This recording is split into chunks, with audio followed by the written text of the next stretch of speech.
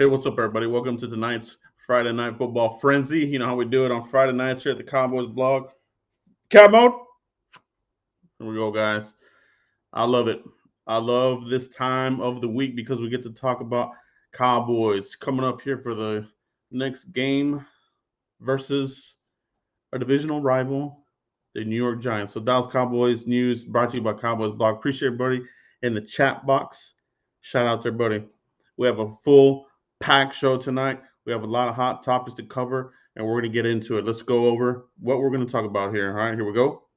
So, guys, shout out to everybody that's joining us live. First of all, let me open up my chat window here. Shout out to everybody out here. Sure, you guys pound that like button. Appreciate all you guys. And let's get right into the discussion. All right. The latest news questionables. All right. We got a couple of questionable players in this game. Talking about Randy Gregory, Ezekiel Elliott, Amari Cooper. Now, while they are questionable, Mike McCarthy in his press conference, really spoke well of them. Like, they're pretty much going to be good to go. Barring some sort of, issue leading up to kickoff, we should see these players line up against the New York Football Giants. So I'm looking forward to more Ezekiel Elliott. He's dealing with a knee flare up. They're calling it. Obviously, Amari Cooper still dealing with the dinged up rib, still recovering from the cracked rib, and Randy Gregory, still dealing with that knee. So Amari's banged up, right? He's got that rib. He kind of tweaked his hamstring in that game last week. So, but man, to his credit, he's toughing it out, man. He's still putting in the work. So shout out to Amari Cooper, Randy Gregory, dealing with that knee. Probably something that they'll scope out here maybe during the bye week or at the end of the season is my guess. Excuse me. Some water. All right, guys. Appreciate everybody in the chat box. Can't do this without you, man. So a lot of great topics. Like I said, questionable players. Now, as far as who is out, it's Dorrance Armstrong and Donovan Wilson, which is not a surprise. I think both these players, you get them after the bye week. All right.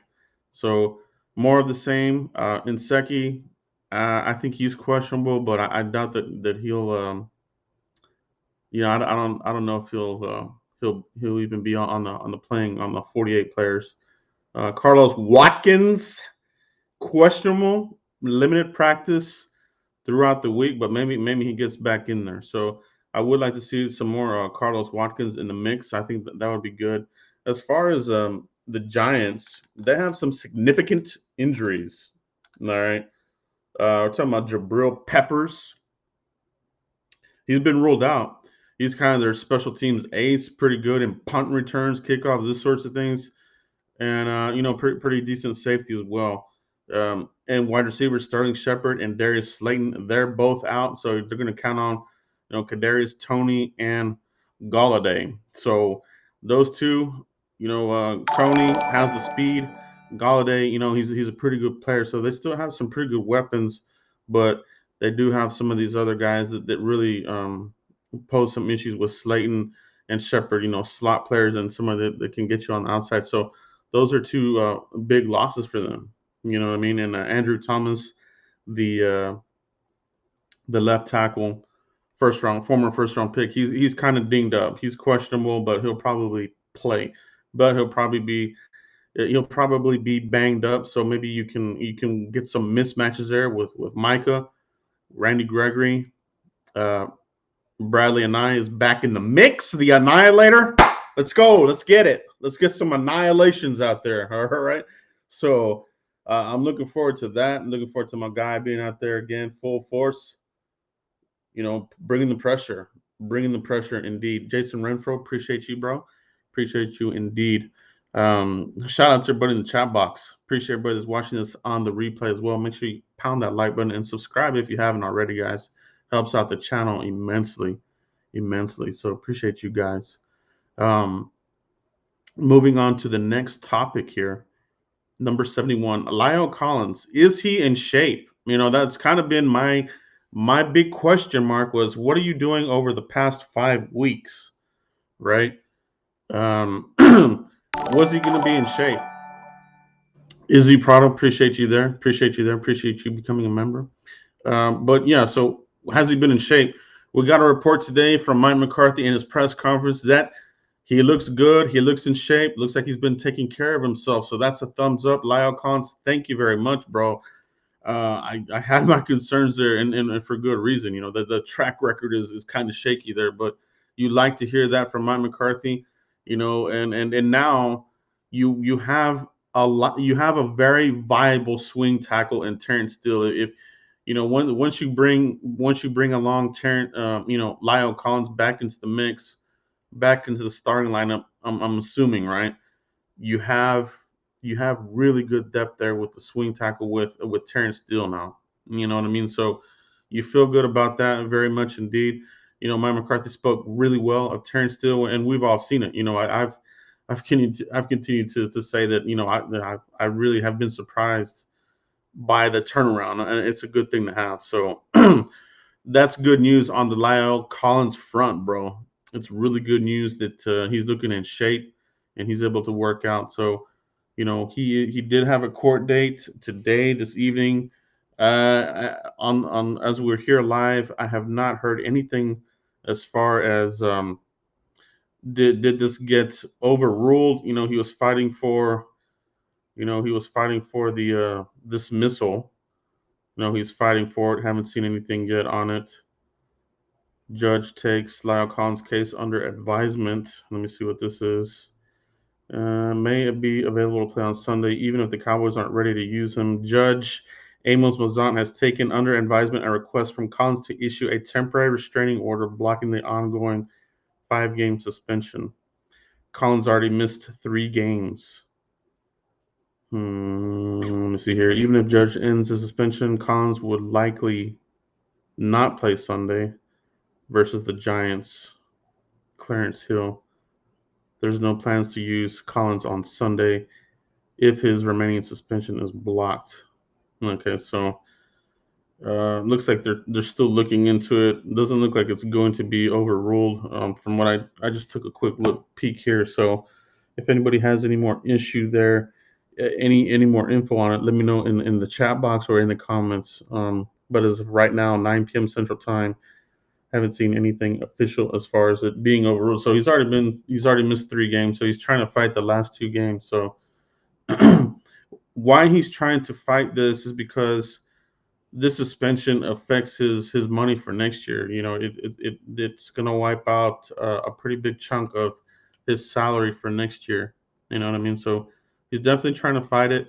Now, if you did follow the news, there was reports that he was supposedly trying to bribe the tester or something, the person that took the testing samples. I don't know what the full story is there, but that's something that was reported as well. So I'm sure some other details are going to come out here on that, whether that was in fact true or not. And let's hope that this doesn't open up a can of worms. So that's the only thing I'm kind of worried about. So, you know, but nevertheless, 2 more weeks to go. Basically, you're going to get them, you know, again, you're going to get them. I think it's going to be the Minnesota game is when you get Lyle Collins back, if I remember correctly. I think that's if he goes through the whole 5 games, the Minnesota game, I think is when he comes back. So not much longer. Terrence still holding his own. So let's just get this behind us and let's hope that he can. Let's hope that Lyle can keep out of the news. All right. So there we are on Lyle Collins, guys. Appreciate everybody in the chat box, all the followers, everybody. Appreciate all you guys. April Showers. Izzy, see everybody. The usual suspects, I like to call you guys. Appreciate you. Next topic here. 7-2 versus the Giants. That's Dak Prescott's all-time record versus the Giants. Dak Prescott is 7-2 versus the New York Giants. So we're playing at home. We're gonna put it to them. It's almost a 1-year anniversary to the date where Dak Prescott got the ankle fracture, the compound fracture came, it punctured the skin, total nightmare. I mean, we all remember it, and it was scary. You know what I mean? But he's done a really good job to get back to where he's at, and now he comes full circle. We're back at home where he had the injury, AT&T Stadium versus the Giants. So I expect there to be some emotions attached to this, but Dak Prescott's going to really corral that and use it as a positive in this game. So I think he's going to really put it to them. You know what I mean? I think he's going to look to totally annihilate, blow up, destroy, obliterate the Giants. You know what I mean, guys? So I I think it's yeah, I agree with you, Marvel and Group. I think this is definitely going to be a Dak revenge game. Yeah, I agree, man. I think this is going to be a very, very interesting game. Definitely a a revenge game for sure, man. Because he's got to get that. The Cowboys did win. They ultimately won that game where Dak Prescott got knocked out towards the end of the game, but he's going to put it to him. We're going to go 8-2 under Dak Prescott. And I honestly don't think this will be close. It can be considered a trap game, which I think it is because the Giants, they're just pretty dysfunctional from the top to bottom, from ownership through the coaches, through the players. Now they have been a pretty scrappy team, so you can't sleep on these guys. So they have a pretty good roster. Like I said, we opened it up with the injury reports. They have a lot of significant players missing on offense. Defense, I think it's a pretty solid defense. It's just I don't think the players are bought into the coaches over there with the New York Giants. So we should be able to put it to these guys, man. We should be able to dictate the game. It's going to be us dictating the game with our offensive line, with the big guys up front, mauling their guys. Their linebackers, they're smaller. So we get to the second level with Ezekiel Elliott, mix in Tony Pollard like we've been doing. They're gonna have their hands full. Dalton Schultz, they still haven't figured that out. The enigma, I call that the enigma. Dak Prescott to Dalton Schultz, unstoppable, unstoppable. So you're gonna see that again here in this game. You're gonna see that, especially with Jabril Peppers being out, safety. This is a guy that's pretty decent in coverage. Um, Not the best in coverage, but it's kind of what some of the duties that they have there with the Giant scheme. Taking on some of the tight ends. So Dalton Schultz really good at finding those soft spots in zone coverage. And I think we're going to terrorize them with the tight ends again. This could be another a Schultz and Jarwin show again, and I don't mind, but the receivers are going to have some good opportunities in this game, whether it's Amari Cooper, CeeDee Lamb, or Cedric Wilson, or whoever. I think we're going to put it to these guys. I really do. I really, really do. I don't think these guys liked how they finished last week.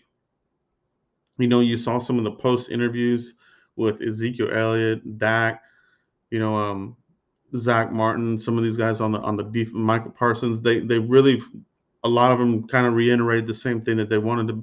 They want to finish the game complete 4 quarters and not let the team get back into it. You know what I mean? So I think that's going to be a point here for them. And so pedal to the metal, but this time they're going to leave it, you know, 1,000 RPMs. They're going to go full blast on these guys. I think this is going to be a no mercy game, to be honest. And I hope that this is what they do the rest of the season.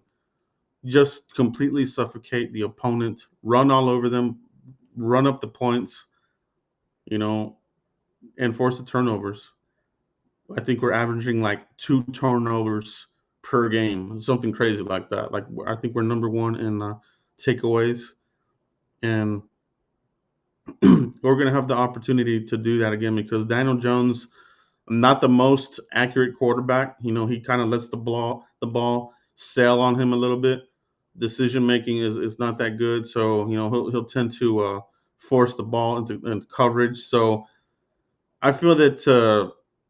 We're gonna have opportunities. Trevon Diggs chomping at the bit, you know, could get another interception, man. And if not him, somebody else probably will. It might end up being, Jaron Curse, Anthony Brown, if he can hold on to the ball. Just a lot of players that they're gonna have the opportunity LVE playing pretty good. I think he's going to have a good game in this one as well. When you think about that offensive line of the Giants, not the most stable in my opinion. They're still bringing in street free agents. Like they still can't really figure that crap out over there. They're having problems. You know, um, Finding people in the right position. So I think you can expose that with some stunts, some blitzes, Micah off the edge, um, Osa Odigizua. All right, let's say it again. Osa, the big bear, the Bruin. he's been phenomenal, man. I think he's been a really good steal for us. Cowboys are really starting to hit the mark here on the draft with these these second, third round picks, especially this past draft. I think they've done a really good job. And they were thrown into the fire because of injuries. These young guys had to jump into the mix and grow up really quick, and this is going to do really well for them as the season progresses. As we get into the playoff weeks, the playoff months, it's going to really bode well for the Cowboys defense. Like it's really, really good. And then forecasting forward to next season, all this young players that we're getting work in real early. I mean, this defense could be something crazy even next year. And then you continue to supplement the defense with some other draft picks, some more churning. I think this defense is really ascending right now. For the longest time, it looked flatlined, beep, totally dead. The defense was flatlined for a while now, but now you got a little bit of a heart rate. You see something here, and now we're ascending. So I love it, man.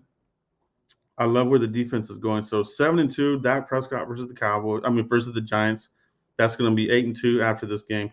It is the game of the week on Fox. Can you believe it? Can you believe it? I'm just ready to see what these guys do because this is really another test. You talk about having, doing tests for these guys, and this is another one because the test for the Cowboys is, can you keep this going? Can you get another win in the division? And can you not fall for the trap? Because this is a trap game. These Giants are terrible. Like this game should be a complete freaking ass whooping of enormous points, man. So taking a look at our game here with the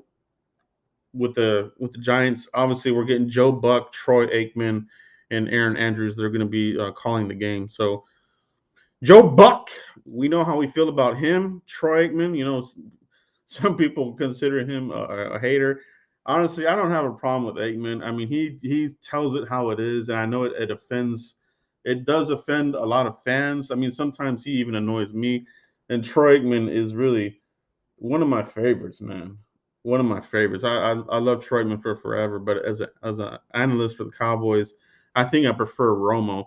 But even Romo, I think he's a little. I feel like he's a little bitter in some areas because sometimes you kind of catch Romo throwing little jabs, So sometimes you get that from Romo. So these guys, they're just gonna do their job, and it is what it is. So as far as who's reffing this game, um, I'll tell you here right now who we're getting.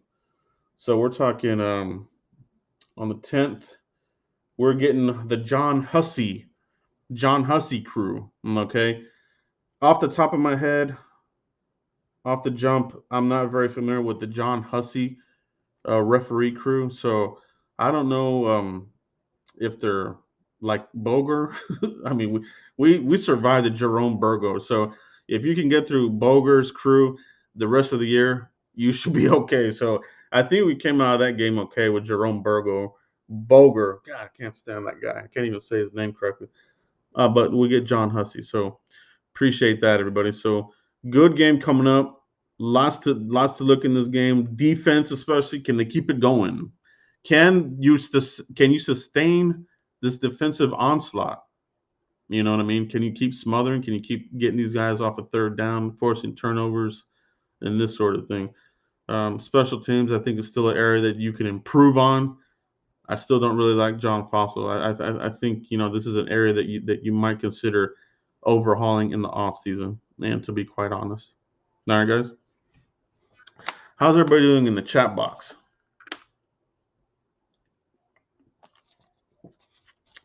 Any questions? Let me know what you have in the comments, guys. I'll take a couple of questions if you have them. The last subject here, head coach Moore. Okay, is that something that we're going to see soon? Will Kellen Moore be a head coach after this season? That is a question. So, with the success of these teams, the league is always looking for the next hot shot coordinator to become a head coach. It's just the way that the NFL is. They rather go with the hot shot coordinator versus the collegiate guys. You look at Urban Meyer, right? I I was wrong on Urban Meyer. I thought that he would have been one of the good candidates for the Cowboys whenever we were kind of kicking around a couple of names, and one of my names was Mike McCarthy. So I do have to I do pat myself on the back a little bit on that one. But on the downside, Urban Meyer was one of the guys that was in my list as well, and I just think that Urban Meyer has not looked good at all. I don't think the players have bought into the program. It's a rude awakening for him, and then he's got this controversy going on. So, the collegiate guys coming into the NFL doesn't always work. For every Jimmy Johnson, you're going to get, one of these, burnouts like a Petrino, right? Or even Saban, right? And then on the other side, every now and then you'll get one that hits like a Matt Rule, and I think Matt Rule is a pretty good coach. I think he's going to do a good job for the Panthers. They're putting together a pretty good team there, so it's a it's a big risk whenever you're bringing in collegiate coaches, but it's also just as risky when you're talking about elevating a coordinator off somebody's team to be your head coach. My only thing about Kellen Moore being a head coach, the main thing that I see just looking from the outside is, does he have the temperament? You know what I mean? While I know he's very cerebral and can put together a game plan, the temperament, would a team be able to follow him into battle? Is he too reserved? Is he too quiet? You know what I mean? Like, I just, looking from the outside, I'm not so sure, but he will be a candidate. You know what I mean? There's a small faction of the fan base that thinks that Kellen Moore is going to be the head coach. You know, even next year. I think there's still guys out there that want Kellen Moore to leapfrog Mike McCarthy. That's just not realistic. You know what I mean? For that to happen, Kellen Moore would basically need to go the path of Jason Garrett. So if Kellen Moore does want to be the head coach here for the Cowboys, he will reject all the offers. He'll stay here with the Cowboys and just ride it out. Ride it out. And like anything, like any program in the NFL, some programs, they kind of peak and then they kind of go down unless you're like the Patriots where you keep a legacy coach. There's not many legacy coaches in the league right now. Mike Tomlin is one of these guys. Belichick is one of these guys. Um, I'm trying to think who else. I mean, a lot of the legacy coaches have already been gone. So it's a lot of these. What have you done for me lately? If you don't win within 3 or 4 years, we're moving on. Like that's kind of where we're at right now. So it's possible that Kellen Moore, doesn't accept any coaching offers, and he just sticks around. You know what I mean? Because he could have had that Boise State job, but the rumor was Jerry Jones whispered into his ear something, right? So he came back. So there's always that conspiracy theory. But guys, what do you think? Do you think that Kellen Moore could be a coach somewhere else next season, or do you think he's going to just stay here and wait for the opportunity for him to be elevated to head coach? What do you think? What do you think is going to happen there with Kellen Moore? I think he's going to kind of ride it out myself, but we'll see. Yeah, Andy Reid. See, and that's another one. Andy Reid is one of those ones, but he too even kind of has the issue where the program goes still and they fire him. Like they got rid of him with the Eagles. He was there for a long time. So yeah, he is kind of one of those ones. And he's been with the Chiefs for a bit too now. You're kind of seeing the Chiefs kind of struggle right now. So this could be another one of those deals where the program goes up, the players fall out, and it does this with Andy Reid. There's always this arc with Andy Reid, right? And maybe the time is running out there. Hopefully that's the case because we do have the Chiefs on our on our list of opponents this year. So let's hope that is the case with Andy Reid, and we're able to put it to them. That's gonna be a good game. Uh, April Shower says that Kellen Moore will stay. Let's see what else we got here, guys. Primetime Phil, I could see both coordinators staying this offseason. Yeah, for sure, man, for sure. I definitely want to see Dan Quinn stay here.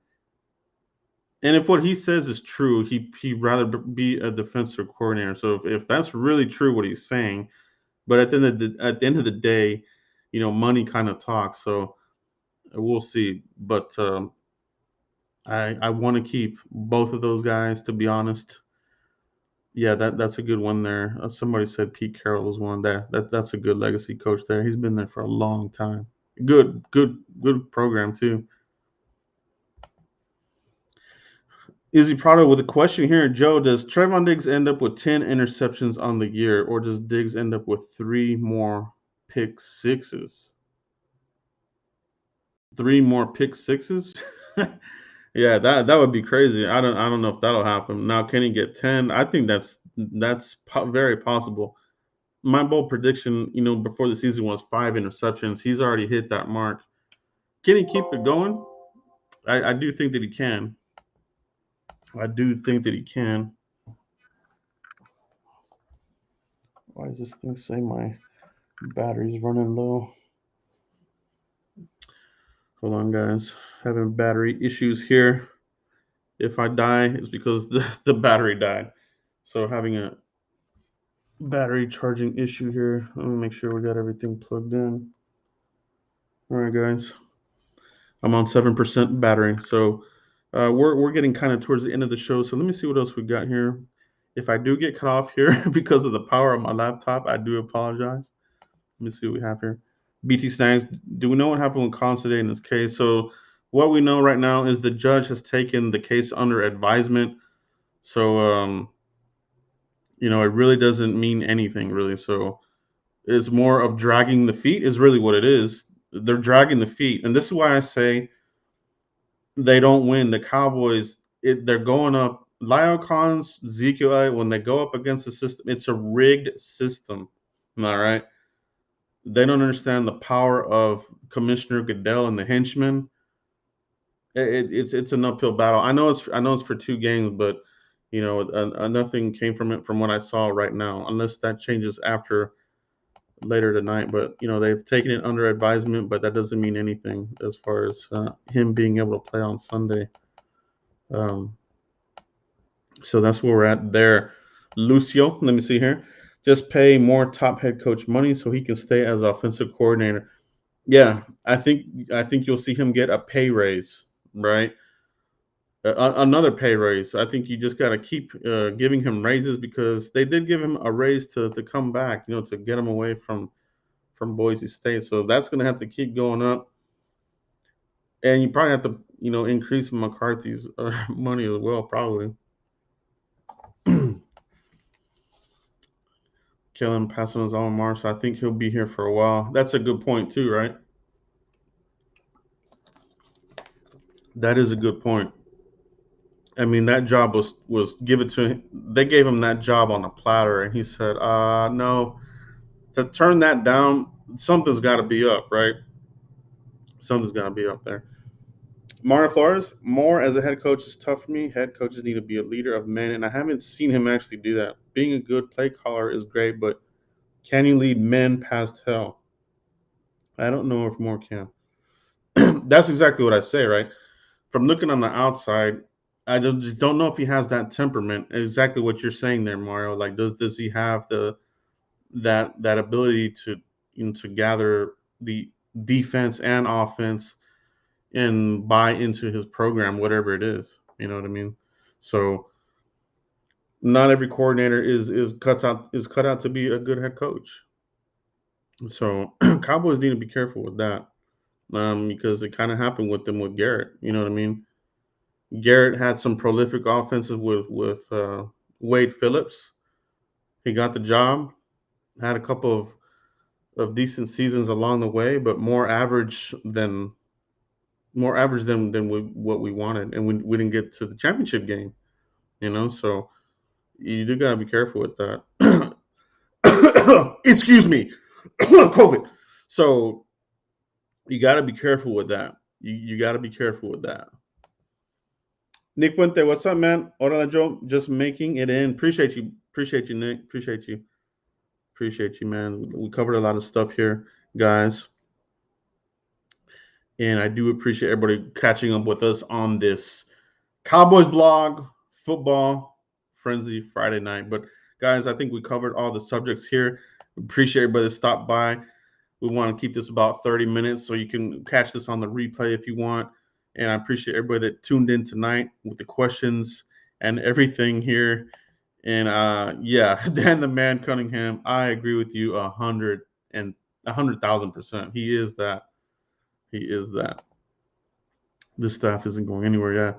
Yeah. They got to keep the band together. They got to keep the band together, and that's what I want to see. I think that Kellen Moore and Dak Prescott marriage is wonderful. It's a wonderful thing right now. So, guys, that's all I have tonight. I love all the subjects that we covered tonight, all the hot topics of the week, and I'll see you post game after the Giants ass whooping that we're going to put on those guys. Okay, so get ready for that. We're going to destroy these guys. I'll see you for the after party. Peace out, everybody.